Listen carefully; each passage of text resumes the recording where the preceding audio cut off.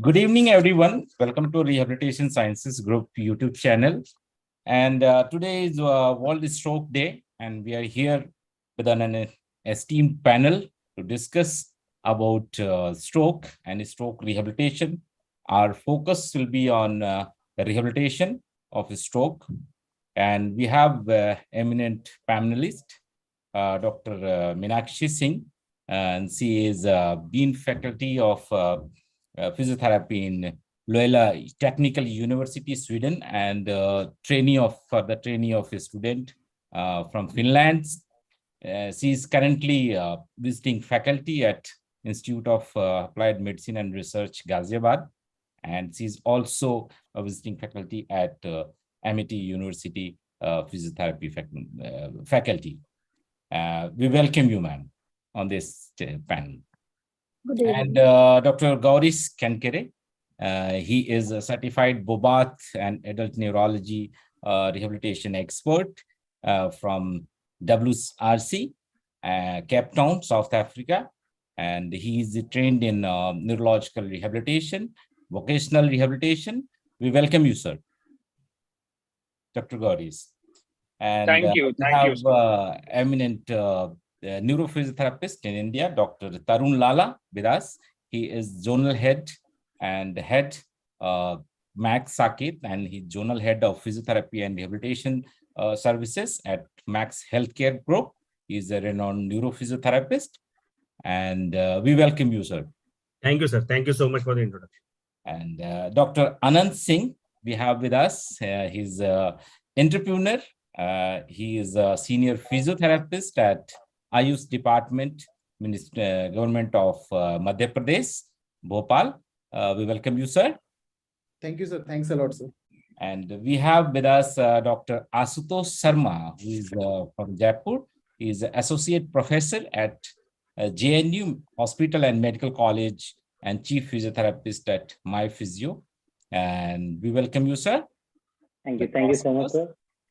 We have Dr. Harpreet Singh, the moderator today, and he'll be assisting all the session with all the faculty and the panelists. Dr. Harpreet is a neurophysiotherapist at Neurosciences Center at All India Institute of Medical Sciences, Delhi.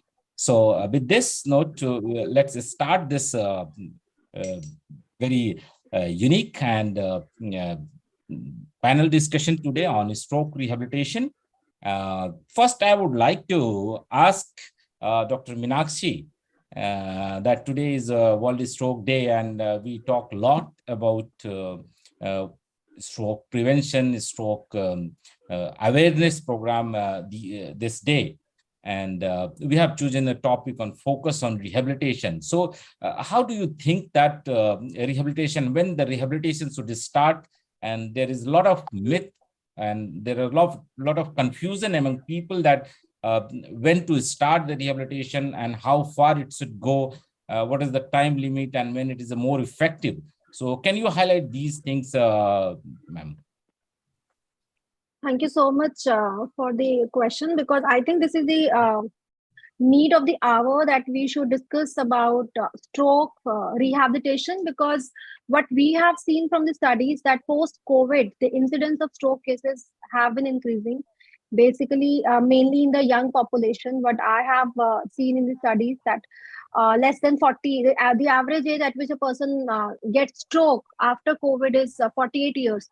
The risk of getting a stroke doubles after getting a COVID infection. So I think the number of cases are on the rise. Yes, as Dr. Dharam, you're absolutely correct that we always talk of the prevention. I think rehabilitation is something which is still at the back end when we talk of this stroke.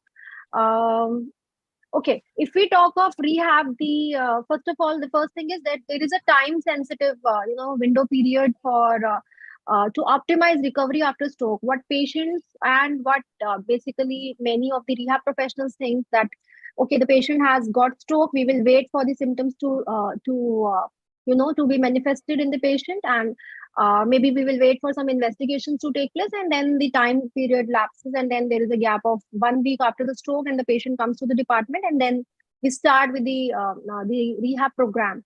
What is critical is that if we talk of the golden window period, first 3 hours are very critical in terms of recovery. If the patient is hospitalized on time, then maybe proper thrombolytic programs can be started. First 3 hours, if the patient misses that, then first 3 days are very important. If we talk of rehab, then first 3 days to 3 weeks to 3 months is the best period where we can give maximum, we can make customized protocol for the patient depending upon his clinical presentation, and then we can start with the rehab program. As the gap between the stroke and the patient appearance in the hospital increases, the rehabilitation becomes difficult for us as professionals. So I think there is a need for more awareness that yes, the incidence of strokes have been on rise because of one or the other factors, and COVID being the talk of the town. But there needs to be more awareness regarding that. The cases of stroke are increasing, and the patient needs to be aware. Yes, as soon as possible, the patient reaches the hospital, we are there to make a proper assessment, and yes, as we can make a short-term and long-term goal planning as per the patient needs, and then we can start with the rehabilitation. That is the first thing, that if the patient reaches us on time, we can do a proper assessment, and then we can make a goal planning for the patient. So that is what I think. Definitely. And moving to Dr. Tarun, you have been in an acute care facility, and you must have been seeing many of these patients every day. In past experience, like Dr. Meenakshi was talking about the COVID era, and post-COVID era, we have been seeing that a lot of young strokes are coming. So what is the experience about that in your hospital and in your practice? Yeah, thank you, Dr. Dharam, for the question. I think it's a very important question, and a lot of things have changed post-COVID, and especially I think we've been seeing in the newspapers recently that a guy doing gymming or treadmill has suddenly had a heart attack. So similarly, we had so many cases who have developed a stroke, and vice versa. There have been cases of stroke who have had COVID, and they have the symptoms have got worsened. So that is something which has come up. All cases of stroke, to my personal experience, I have seen most of the cases of stroke who have had some kind of COVID in last 1 or 2 years, their symptoms have actually worsened. So I think it's very important in terms of doing a holistic treatment. When we call, the holistic treatment does not just define the physiotherapy or the occupational therapy. I think it's all about the diet, it's all about the nutrition value. And I think now even doctors, physicians, or neurologists, they have also understood the holistic treatment is very important, because initially when they used to come to us, we actually thought, oh, they are just feeling it. Maybe it was just a long COVID, or there was some fever which has not settled. But now we have seen there's so many studies coming in, like patients who had stroke a year back and had COVID are experiencing new symptoms, and like paresthesia, even their weakness or joint pains which have increased. So I think it's very important from the beginning when the patient gets admitted in ICU or in ward. I think the rehab plays a very important role. So when I say rehab, like we all know, rehab starts from day one from the ICU. So invariably, patient has COVID, he does not have COVID. Our rehab facility has to be structured or restructured in a way where we have a lot of role of dietitians have a lot of role to play now with this COVID, this stroke patients. So like in my unit now, we have incorporated a diet counseling for, they used to, I understand in any of the hospitals, there used to be a dietitian visiting all the patients, but there was no focused diet, especially for patients who are undergoing rehab, like, a patient spending 2-3 hours in the rehab center are into now, we are giving a specialized diet to these patients, so that even if they had COVID before and if they feel the symptoms have worsened, so we don't want there should be a ripple effect or, cascading effect in future. So I think a holistic approach has really played an important role now. Yes, very rightly, Dr. Tarun. And we often people get confused about the rehabilitation is something which is it must be in a holistic way, and all the professionals should come together. Right. So yes, that Dr. Dharam, I think your point is right. I think rehabilitation is a lot of time misinterpreted as exercising. Yes. whether Yes. it is speech or occupational therapy or physiotherapy, but rehabilitation generally is focused to exercise. Only exercise. Yes. Yes, you're absolutely right that we need to focus on the holistic rehabilitation. I think there is a time that we have to shift thinking Yeah. beyond our own Own domains profession. Yes. and A lot of collaborate. overlapping. Yeah. Yes, then collaborate with dietitians, occupational therapists, and we should not be limited, or patients should not have limitations of uh, availability. A physiotherapist is available, but may not be a dietitian or an occupational therapist. Yes. So we all definitely need a networking. We need a group of professionals working together for us. But you know, what I feel is, if Dr. Gorish can hear us, Dr. Gorish, holistic health or holistic rehabilitation is needed. We all agree to that. But how affordable is it in a developing country like India? I mean, how much is the per capita cost, or how much can they afford only on rehabilitation apart from their medicines or other expenses on healthcare?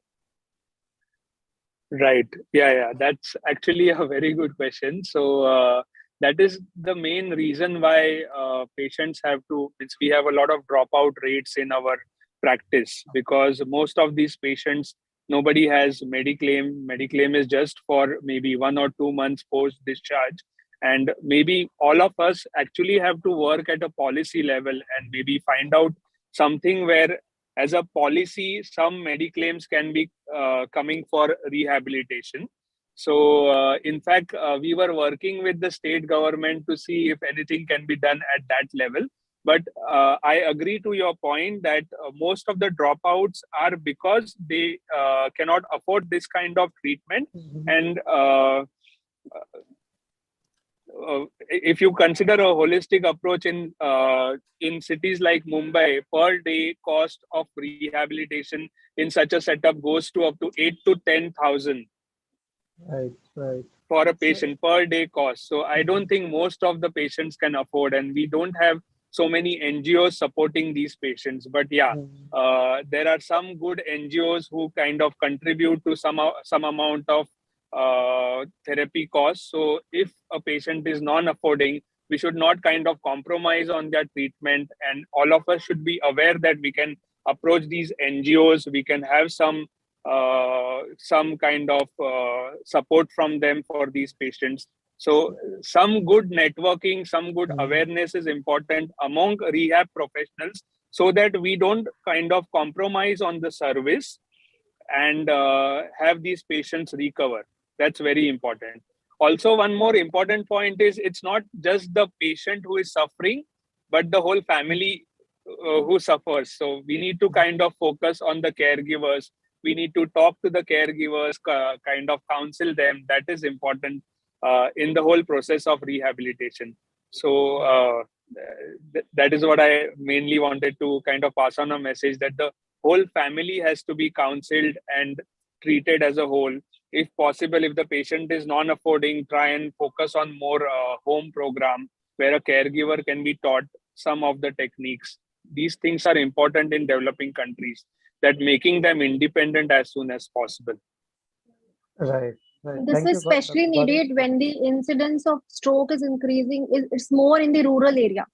Like if we talk of the developing country, even if we talk of, like I was recently going through the statistics, then in rural population, the incidence is more as compared to the urban population if we talk of stroke. So there, giving them a very, high technical or technological advancement in the physiotherapy that or in the rehabilitation, that will be very difficult to reach there. So we need to teach, we need to include family also, as well as we have to plan a cost-effective program for the family where we can reach up to that level. So, Dr. Meenakshi, I think you have raised a very valid point here. I think so. This was the purpose of the panel, that on today, that the World Stroke Day, I think there should be focus on rehabilitation of such population who are missed, or certain aspects of rehabilitation which are missed. And fortunately, we have with us Dr. Anand, who is working in such setups, who is trying to arrange fundings for people who cannot afford including their vocations, including for their family, and somehow even assuring quality of rehab. Dr. Anand, would you like to share your experiences in this? Right. Thank you, Dr. Harpreet sir. And I will definitely second the sentences of Dr. Goresh that counseling and training the caregiver is one of the solution. Second solution is there, as sir said, that there is a matter of policies and all these things that we need to review in terms of this insurance sector, but also on behalf of our professionals also. Like it is but obvious that our working hours are costly. So, and if we are putting our working hour, that will definitely having a cost. But we can plan something like that in which our working hour should be reduced in terms of consultation, in terms of training. Funding is limited. It is very rare. It is very not possible that but what type of support they can get? Is there family support? Is there a support of something like that? A better consultation, a better suggestion, a better review, or you can say, okay, fine, you cannot afford my working hour, not a problem. Let's meet once in a week and let's plan for a week for a better thing or something like that. So that will reduce their cost of treatment, and definitely that can earn a little better outcome. So this is what my feeling, that being a professional, healthcare professional, we have to review our policy also. And second thing, on behalf of administration, on behalf of government, on behalf of other machineries, insurance sector should involve rehabilitation as a part, because quality of life matter. If you are just giving our insurance for just saving a life and not for the quality of life, then there is no use of giving any kind of assurance or insurance for those people. So definitely policy matter in terms of admin, policy matter in terms of professionals. Both things matter and both things will work very well. Yes, So, thank you, Dr. Anand. Dr. Anand, like I think mostly the points raised concentrate on one thing, that the number of stroke is increasing, the need for quality care is increasing. So I would like to ask Dr. Ashutosh, who is a guest with us, and into academics, like where is the manpower for rehabilitation? Are we generating enough qualified and trained therapists to give that rehabilitation to stroke patients? I doubt that we do have enough stroke centers or specialty centers or specialty therapists. So is there anything being done for that, sir? Sir, your mic is muted, sir. Sorry, sir. Definitely we'll see the scenario is more to orthopedic rehabilitation or the orthopedic physiotherapy treatment. अगर हम देखते हैं हमारे आसपास तो वही ज्यादा है. तो अगर हम बात करें academically, so we are preparing students or we are teaching them the starting as soon as the patient is medically stable, we can start the rehabilitation. So it can be rehab can be started from the critical care itself or the neurological rehabilitation. There is the need of the patient. जो उसकी condition है, stroke हुआ है उसकी वजह से जो हमारा assessment कहता है. तो same we are focusing on the students as well. जैसे हम लोग अगर बात करें जापानीज यूनिवर्सिटी की, तो वहां पर हम लोग क्या करते हैं, basically started posting as early as possible from the critical care to the final year जहां पर वो आते हैं. तो उन्हें स्टार्टिंग से लेकर एंड तक ही पेशेंट का जो रिहैब प्रोग्राम है and the introduction to the neurological approaches का मतलब कि रीलर्निंग प्रोग्राम कैसे होगा. उसके बाद में आप उसको पेशेंट की पोजिशनिंग की अगर बात करें क्रिटिकल केयर में किस तरह से किया जाएगा. लेकिन मैं कहूंगा कि कहीं ना कहीं न्यूरोलॉजी में देखा जाए तो orthopaedic is little smarter and specific work. So there are some patients require in the neurology and the new generation have some lacuna, यानी they are having the less interest with the patients things कि उनको patients जो करना है या wait करना है और जो रिजल्ट जो आने वाले हैं उनके लिए उन्हें थोड़ा सा मोटिवेट और एनकरेज करने की जरूरत है. Right, Dr. Ashutosh. Dr. Harpreet, Dr. Harpreet, I would just like to. मैं आपके पास ही आ रहा हूँ सर. सर ने एक पॉइंट रेज किया, आई थिंक क्विक रिकवरी होती है और लाइक न्यूरोलॉजिकल रिकवरी थोड़ी प्रोलॉन्ग हो जाती है. तो मैं जानता हूँ आप ऐसे इंफ्रास्ट्रक्चर में हो जहाँ पे रिकवरी मतलब पेशेंट्स काफी टाइम तक फॉलो करते हैं और आते हैं ट्रीटमेंट के लिए. तो एक इंफ्रास्ट्रक्चरल रिक्वायरमेंट भी मैं आपसे जानना चाहूंगा, और जो आप व्यू शेयर कर रहे हैं प्लीज उसको भी आप कंटिन्यू करें। हाँ नहीं बिल्कुल, I will just like to answer first जो आपने पहले डॉक्टर आशुतोष से पूछा था. We completely agree there is not enough manpower. So, incidentally, I am also associated with one of the NGOs, which is the Indian Head Injury Foundation. So I am there under the rehab advisor. So what we do there, so this can be done everywhere. So we run this online peer mentoring program. So peer mentoring is something for the students who are listening to our YouTube channel. So this is something where the patient is teaching another patient. So the therapist is not teaching the patient. So it's the patient's own experiences. It's like a simple case. If you talk about a patient with spinal cord injury patients, how to self-catheterize, or how to even shift from a wheelchair to the bed. So it's the patient with the cervical injury or the thoracic or lumbar injury, complete transaction I'm talking about. So these patients have their own videos which they have made, and they share it with the other patients, and then they talk. Talking about mobile has revolutionized everything. Mobile app has just opened up the game plan for everyone who are unaware of anything. So this peer mentoring, how it works, the patient who has had spinal cord injury or stroke for last 1 or 2 years has now slowly regained his independence. So what happens, like going into interiors like places like Jharkhand, places like interiors of West Bengal and all. So we have done these online sessions with them, and which has actually proven quite beneficial and very cost effective. So I think it's very important for all of us. I understand suddenly you cannot have a burst of therapists coming in, but to have these kind of programs running for small village people, or for the rural area, like Dr. Meenakshi said, it's important to do those virtual consults or training programs. So I think that would really help. And talking about the infrastructure, of course, all hospitals like Max Saket, BLK, like Manipal, Fortis, everybody cannot afford those kind of infrastructure, those kind of machines. But fortunately enough, neuro rehab is something, in which you may not require those heavy study machines. So it can be easily done if you have a good skilled therapist. That's why we focus so much about neuro rehab or a neurophysiotherapist. You may not be MPT neuro. Let me reiterate that. You may not be MPT neuro, but if you have worked in a neuro rehab setup, you are there a neuro rehab therapist.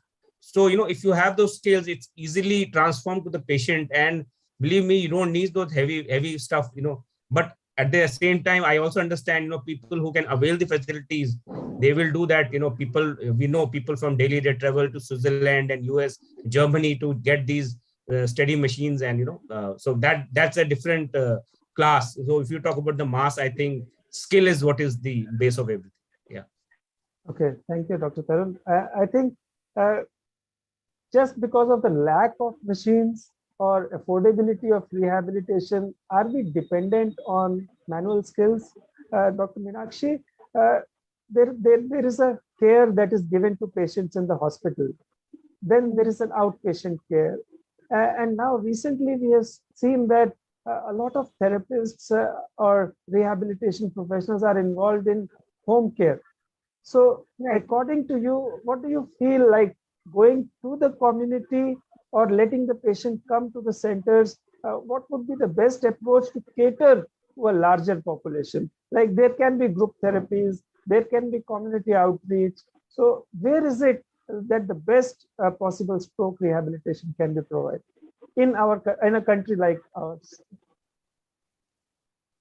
See, as Sir Dr. Tarun said, like it depends from patient to patient, from masses to masses. If the patient can afford a very costly treatment, if I talk of transcranial magnetic stimulation, if I talk of virtual reality programs which are costing huge amount from the patient's part, if the patient can afford that, then yes, patient can come to the hospital. But yes, in the long run, getting treatment or getting involved at the community level will affect the patient, will definitely benefit the patient, because the patient will be in his own home settings, and the rehab professionals will also be able to cater to the needs of the patient as per their scenario. So when we talk of rehab, it's ultimately the definition is we have to make the patient functionally independent. They should be able to have their own employment, own vocation, own economic independence. So final rehabilitation will only be successful when we are going in the community, when we are involving the patients and the family in our rehabilitation program. So yes, definitely, that is that thing I think should be the ultimate aim, where if possibility, if there are no barriers, then definitely if we can go to the home settings, or if we can have some kind of group therapy where patients will have psychological benefit from other patient, and definitely the therapeutic benefit from the rehab professional, that is going to benefit in the long term, Yeah, provided it is given at the proper time. yes, yes. Even I was feeling the same, that with the limited qualified manpower, limited infrastructure or paying capacity of the patients, I think we need to find a solution so that rehabilitation reaches the maximum of the population. Dr. Gaurish, final concluding remarks from you on how would you like to raise the awareness of the need of rehabilitation in a country like ours? Yeah. Thank you for this question. In fact, I would like to speak more about this. So, first of all, we all should create awareness about the need gap. So, there is a big need gap where, as you rightly said, that availability of rehab professionals and the demand of this facility, there is a big need gap. The other thing which we need to make people aware is these patients who suffer from stroke and other neurological disorders, uh, what we call is they go into a category called disability adjusted life years. So disability adjusted life years is something where they get kind of completely disabled. So we focus a lot on mortality. Means a person getting heart attack may die, they go off. These people actually get stroke and they completely get rid of their occupation, or they are suffering and debilitated. This is more suffering than just getting a heart attack and dying off. So the family suffers in disability adjusted life years more than a person just getting a heart attack and going off. So this awareness has to be created, and we should all as rehab specialists try and reduce this disability adjusted life years for these patients. So point I well think each taken, one Dr. of us should, yeah. Yeah. So it is very important that it should not be measured as alive or dead, but in between those two extremes, we have a lot of life left, and that life should be made meaningful through rehabilitation. I think that is very important. Concluding remarks from you, Dr. Anand, on the need for raising the awareness or any options of doing that. Yes, need for awareness is very much, because if they are not getting a proper treatment, proper scientific treatment, they are getting treatment from any other sources like jhad fook or whatever the means are there. They are doing that. Exactly. They are putting their effort, they are putting their money, they are putting each and everything, but they are not going in a right direction. So that is the reason it is a duty of our professionals also, for us also, to aware them. And sometimes when we try to aware them, they generally does not focus, they does not give them. So such type of stimulation, like, whatever the things that in Rome, do as Romans do. अगर उन लोगों को ऐसी भाषा समझ में आती है जिससे कि वो ज्यादा अच्छे से समझ सकें, हमें वैसी ही मार्केटिंग, वैसी ही पब्लिसिटी, वैसे ही तरीके का इस्तेमाल करना चाहिए. तो डेफिनेटली उनको जो भाषा समझ में आए, उनको जो अच्छा लगे, जिस तरीके से वो समझ सकें, हमें वो लैंग्वेज का इस्तेमाल करके उनको बताने की जरूरत है. हो सकता है कि समटाइम वो उतना साइंटिफिक ना लगे, लेकिन एक बार वो आपके पास आए, और then after that if you are doing your best, then it is going to serve better. So this is my remark. Doctor Ashutosh, आप बहुत इंटरेस्ट दिखा रहे थे झाड़ फूक जैसी बात पे. सर एक्चुअली मैं मानता हूँ कि आपके एक्सपीरियंस में ऐसे बहुत पेशेंट्स होंगे केसेस भी हैं. एंड हाँ sir, actually we have a place here in Rajasthan that's called Butati Dham. So somewhere the every stroke patient used to go. Initial as soon as he discharged from the hospital, तो एक theory है कि वहाँ पर patient जैसे discharge होता है वो वहाँ जाते हैं और 10 to 10 days और 15 days वहीं रहते हैं और पूजा वगैरह करते हैं. So that is the best time to get rehab. So for the awareness, the therapist started their clinic on that place only, and they are getting the therapy with the same treatment. they are getting the jharpuk also and the puja also there, or they are giving the rehabilitation with that also. So people are getting better. So I was giving the interest on that कि दोनों चीजें हमारे यहाँ साथ में चल रही है, और कुछ थेरेपिस्ट जो प्रोफेशनल्स हैं उन्होंने वहाँ पे अपने अच्छे सेंटर्स डेवलप किए हैं, और वो ट्राई कर रहे हैं कि दोनों को एक साथ लाके, और जैसे भी सर ने कहा आंसर ने कि दोनों को जैसे उनको समझ में आ रहा है वैसे समझा के अपने साइंटिफिक तरीके से ऐड करके they are giving their best in the treatment. Right, कई बार ऐसा होता है कि उनके बिलीव्स की तरफ हमें जाना पड़ता है अगर वो हमारे पास नहीं आ रहे, तो बिल्कुल ठीक बात है। डॉक्टर मीनाक्षी, कुछ आप कहना चाहते हैं, हाउ टू रेज अवेयरनेस और रिहैबिलिटेशन की इम्पोर्टेंस पेशेंट को कैसे समझाएं so that we are not going against their beliefs. हम नहीं चाहते कि वो बुटाटी धाम जैसी जगह ना जाएं अगर उनको विश्वास है तो हम कैसे बता सकते हैं कि रिहैबिलिटेशन की तरफ भी आना चाहिए? Sir absolutely correct you are कि पेशेंट के बिलीफ सिस्टम को तो हम नहीं टच कर सकते, बट हाँ, अगर हम पेशेंट को from the very basic level like maybe we can make them aware about to identify the initial warning signs of stroke, like वो identify करे, because बहुत छोटा सा पैरास्थीसिया, या जैसे विंटर्स आ रहा है, विंटर्स के टाइम पे getting a facial palsy or getting पैरास्थीसिया in upper limb or lower limb, patient इस चीज को ओवरलुक कर देता है। इस चीजों से एक छोटा सा TIA भी अगर पेशेंट निग्लेक्ट करता है तो बाद में जाके it can result in a major stroke.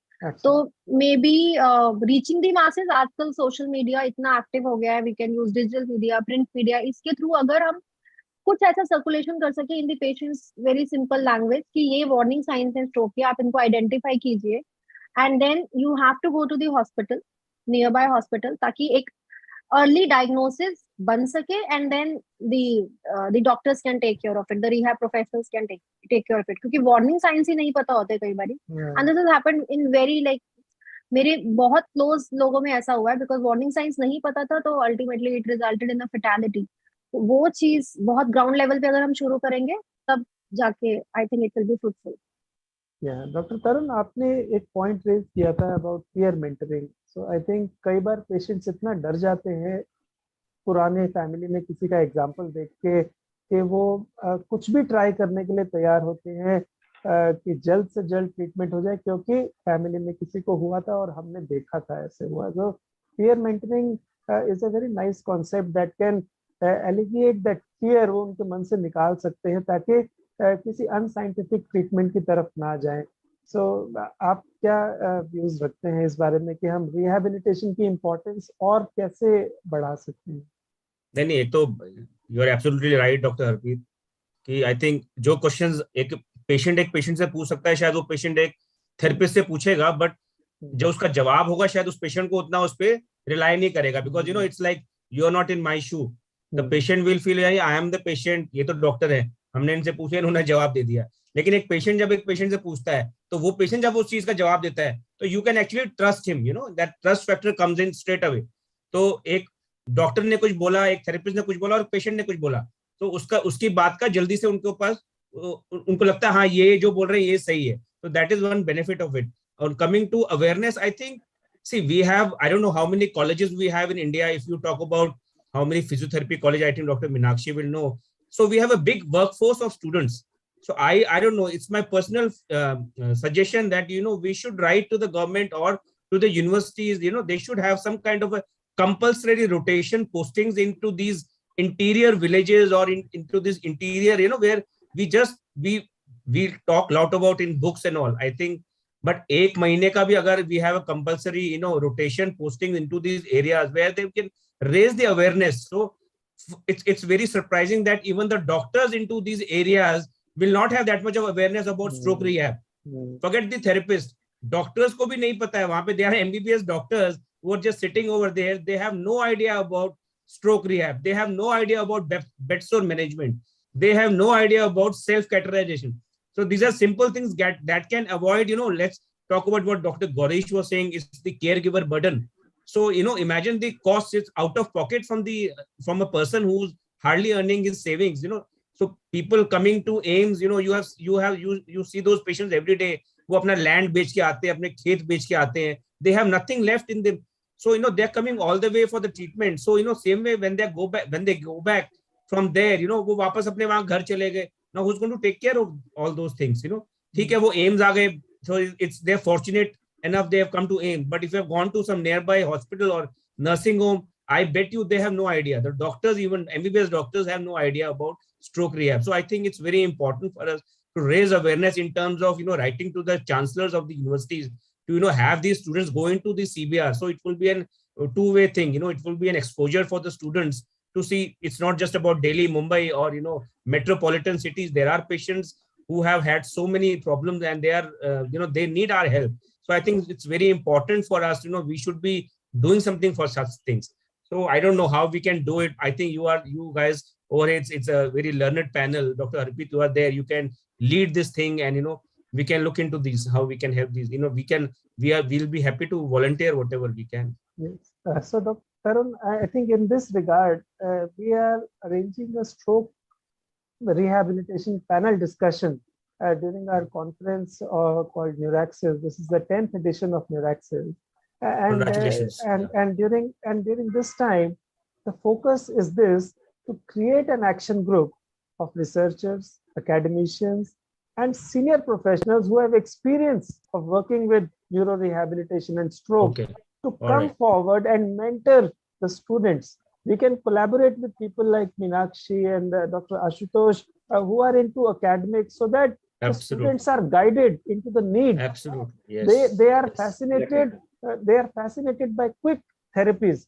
Absolutely. But actually in the community there is a need because patients are still not getting their due rehabilitation. Yes. So I think we all need to work together. I would like to welcome all of you during that stroke panel discussion of Neuraxis at New Delhi. And I hope that we come to some conclusion, some solid conclusion, so that on which an action can be taken. I would like to invite Dr. Dharam to please come forward and share his personal views and conclude today's panel session. Thank you, Dr. Harpreet, and thanks all the panelists. It was a really elaborated and very unique and very knowledgeable discussion altogether. And we have discussed a lot of points, and like in a community, how we can promote peer reviewing. That's what excellent comment from and Dr. Tarun Lala is doing that. It is a really amazing thing, and we all should come forward to have such kind of arrangement in our center, and even the clinics and the rural areas. And definitely the conclusion out of this panel will definitely look forward, and we look forward you all people to meet at Neuraxis, so that we can have an action group created, and we can take the things forward. So thank you so much everyone for joining us today, and it was a great discussion. Thank you all. Thank you so much. Thank you, Dr. Dharam. Thank you so much, Dr. Dharam, Harpreet sir. Thank Shagul you. sir. Thank you, Dr. For calling Harpreet. us. Amazing moderator always. Thank you. Yeah, and thank you everyone. Thank you, Dr. Dharam. Thanks. Thank you so much, everyone. Thank you so much. Thank you.